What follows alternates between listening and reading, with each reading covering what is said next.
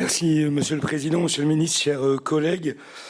Quelques éléments qui seront très convergents des interventions précédentes, quelques éléments de contexte pour démarrer. Dire que la loi AGEC avait une ambition claire, réduire le gaspillage, préserver nos ressources, faire du réemploi une priorité, pour des raisons évidemment écologiques, mais aussi pour des raisons que l'on découvre avec vertige ces dernières années, derniers mois de souveraineté de nos modèles économiques. 5 ans plus tard, un constat s'impose, ce sont notamment les éco-organismes et leur gouvernance qui constituent parmi les principaux points de fragilité de cette ambition. Le constat qui ressort clairement de tous les diagnostics, et notamment des travaux de nos collègues parlementaires, députés Sébastien Delautrette et Véronique Rioton, et les sénateurs Marta de Citrac et Jacques Fernic. Parmi les problèmes et les difficultés identifiées, on l'a dit, la gouvernance déséquilibrée, les éco-organismes sont aujourd'hui pilotés quasi exclusivement par les metteurs en marché. Autrement dit, ceux qui vivent de la vente des produits décident seuls des politiques censées réduire cette mise en marché. Une contradiction qui est assez flagrante. Conséquence directe, le prix est systématiquement privilégié.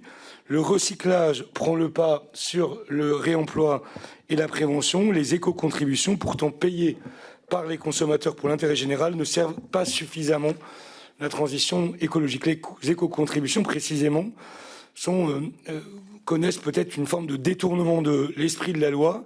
Ce n'est pas une taxe de rendement, mais un outil de transformation de notre modèle économique. Or, les objectifs sont régulièrement renégociés à la baisse et les sanctions pour non-atteinte des objectifs sont peu dissuasives. Ce système pénalise par ailleurs les collectivités qui voient leurs coûts augmenter et les acteurs du réemploi solidaire pourtant indispensables à la réussite de la loi AGEC. Quelques illustrations concrètes très succinctes. Les cas locaux, cas dans ma circonscription d'écosystème versus l'entreprise Envie ou de Refashion et l'entreprise Le Relais. Donc du coup dans ma circonscription, cas récent de l'appel d'offres logistique d'écosystème pour la collecte et le transport des déchets d'équipements électriques et électroniques est révélateur en attribuant massivement des marchés à un opérateur privé lucratif au détriment du réseau au détriment du réseau Envie. Et donc ce sont près de 70 emplois détruits à Rennes, des dizaines de parcours d'insertion fragilisés et la fin des collectes préservantes, pourtant indispensables au réemploi effectif. Même logique pour la collecte textile avec l'acteur reconnu Le Relais, asphyxié par les prix imposés par l'éco-organisme Refashion. Celui-ci ne verse que 156 € par tonne collectée quand le coût réel du tri s'élève à 304 € par tonne, soit un reversement de 33 millions d'euros, alors que l'éco-organisme détient plus de 200 millions d'euros en trésorerie accumulés par les éco-contributions payées par les consommateurs. Cette pratique agressive concerne 200 emplois en insertion en Bretagne, dont 135 rien qu'au siège d'Assigné sur ma circonscription en Ille-et-Vilaine. Ce qu'il faut changer, parmi les postes, les pistes de travail, on croit notamment que tout ça doit appeler des règles claires et contraignantes.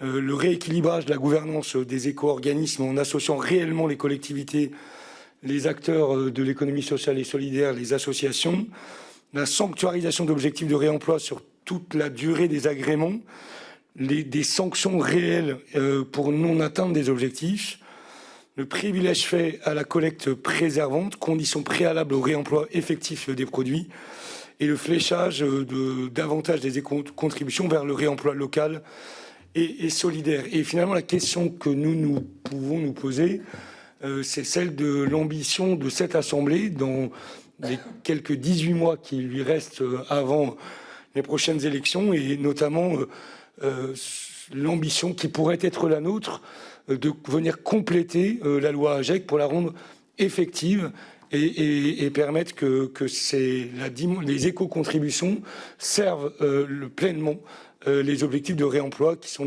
l'objectif écologique que s'était fixé l'Assemblée nationale à l'adoption de la loi AGEC, et dont il faut bien reconnaître qu'il y a des imperfections et que nous devons, je crois, corriger.